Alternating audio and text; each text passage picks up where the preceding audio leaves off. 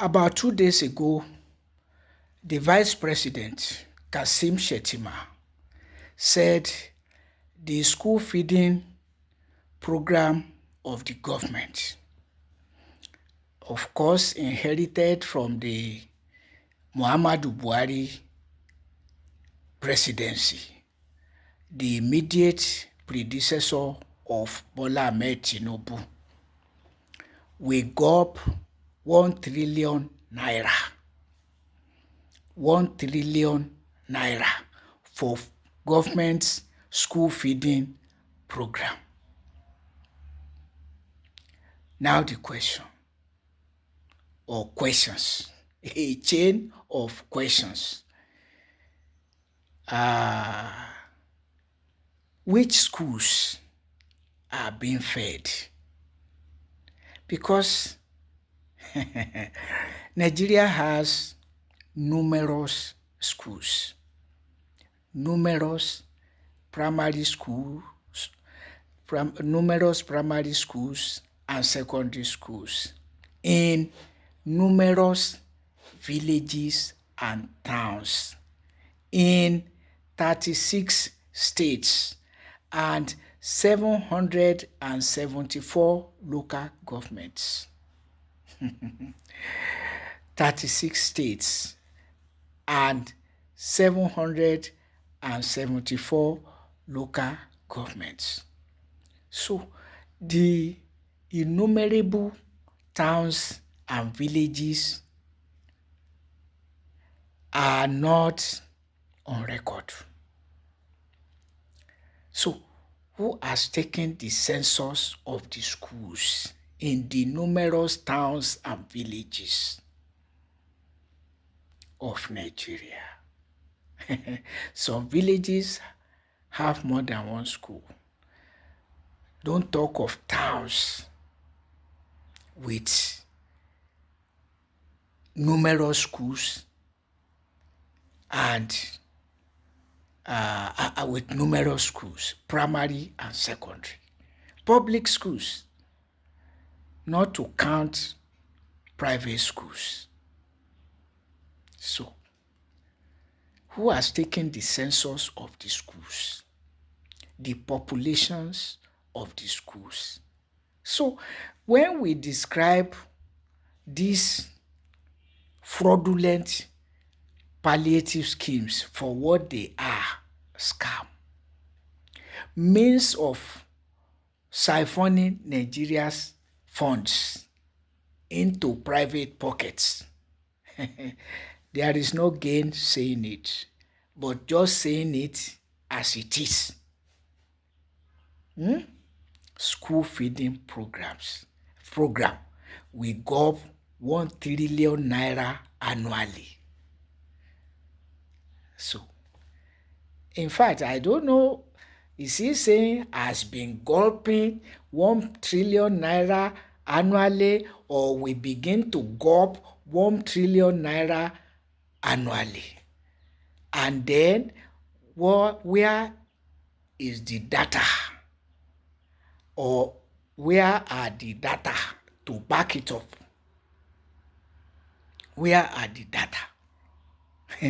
Who took a census of the schools and the population of the schools? Because if you close your eyes and imagine the number of schools, what about the population of the pupils and of the children in primary and secondary schools?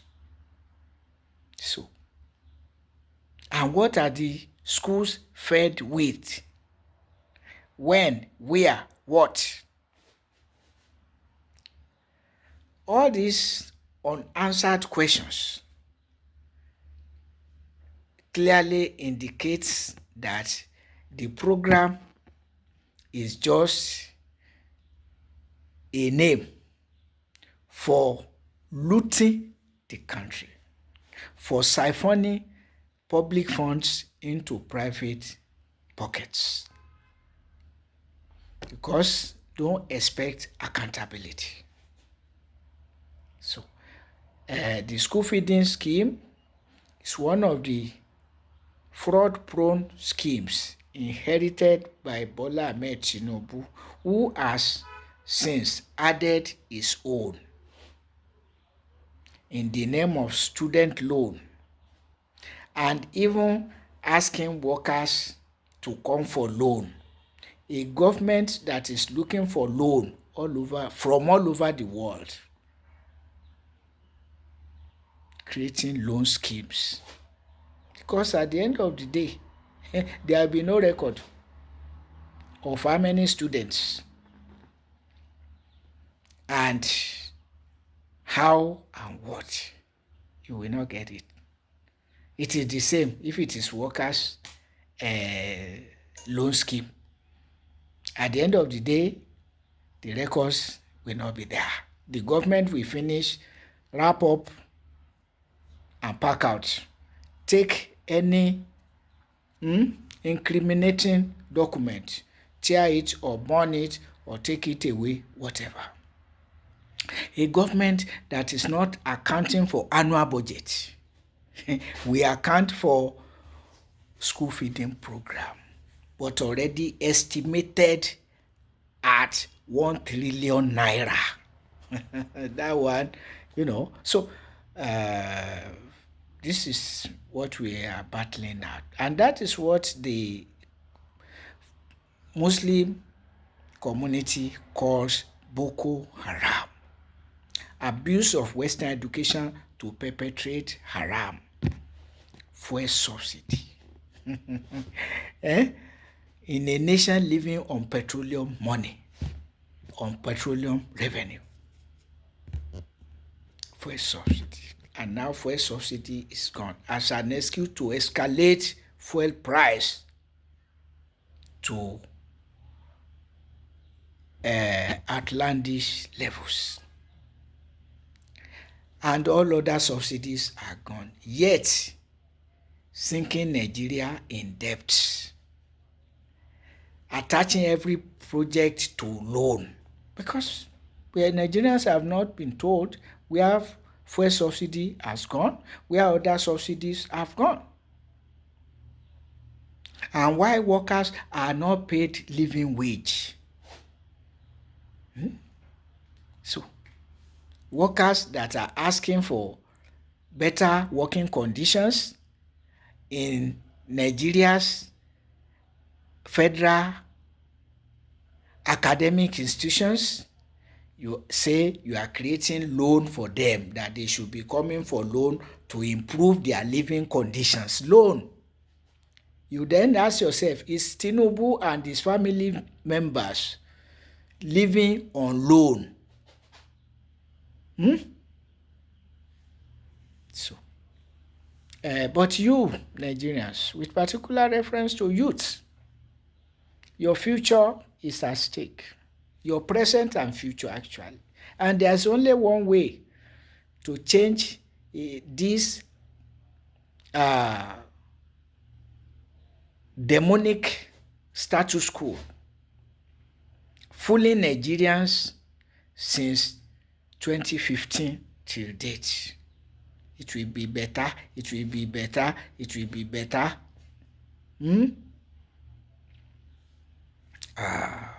Is through the ballot box. No, don't say your vote will not count. It will count. Just come out massively and let everybody know this is where you are going. And that is our appeal to the opposition politicians. Not the like of Atiku Abubakar, who is hell-bent on becoming Nigeria's president, irrespective of zonal justice, north, south, or zonal justice. And there are others like that. Even Tinubu is one of them, doesn't care about zonal justice, desperate to become Nigeria's president at all costs. So when there's a political order, people like that will be tamed, but they don't want to be tamed, and they are controlling the political space. But to allow it to continue like this is to dig your own grave. Yes. And of course, the economy is moribund now. And dishonest people are talking of economic reform. And I say, economic reform of all subsidies are gone. Economic reform of paying workers less than living wage. Economic reform of sinking Nigeria in loan. Economic reform of sustaining war against the Boko Haram Muslim community and herdsmen terrorism. Because I learned that what is leading to mushrooming armed bandits is the worsening economic situation, leading criminally minded people to take up arms for kidnapping for ransom and for killing to steal properties, ravaging villages, killing people, raping people, cutting away their properties, or even kidnapping for ransom, taking away people for ransom. Which is that not our experience? And do we want it to continue 2015 to 2025? They say All Progressives Congress, but you and I know that it is all retrogressive Congress. Are we going to deceive ourselves? But let us rally around our opposition politicians that have not sold out to the so-called All Progressives Congress for their own selfish interests, including those telling you that nobody in the South can defeat Bola Ahmed Tinubu, a Southerner, in 2027. So that is the level of corruption in Nigeria. Some people are already paid and bribed to be demarketing Southern candidates in favor of Atiku Abubakar. That is what we can see. And also to help the All Progressives Congress maintain its the status quo. That is why they are singing that song. They are singing it for two persons, Atiku Abubakar and Bola Ahmed Tinubu. Because when they say nobody from the South can defeat Bola Ahmed Tinubu from the South, a Southerner, in 2027, how did Tinubu get there? How did Olusegun Obasanjo from the South serve 2-term presidency? How did it happen? So they are people whose stomach is their God, and they are concerned about today and not tomorrow. And yet, you sow injustice today, you reap injustice tomorrow. You sow justice today, you reap justice tomorrow. Life is like that. But where are we coming from? School feeding program to gulp 1 trillion naira annually. Even though the census of the schools are never taken, the populations in the schools have not been taken, and a government that considers it a duty to feed people's children for them and not to pay workers and not to feed themselves and their family members. And as I always say, and as it is, workers cannot contribute to the economy of the country if they are not well paid. Many have stopped eating what they used to eat. Many have stopped employing artisans that they used to employ, including mechanics, because when many workers no longer use their cars but taking public transport,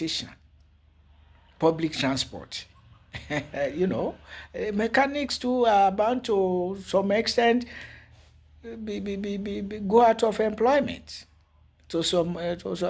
less patronage. They get less patronage. Washermen get less patronage.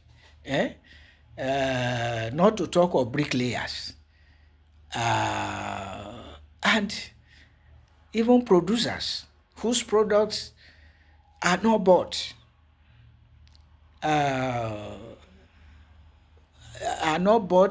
much, cannot get much. So that's why many businesses are shrinking, and so the family is shrinking.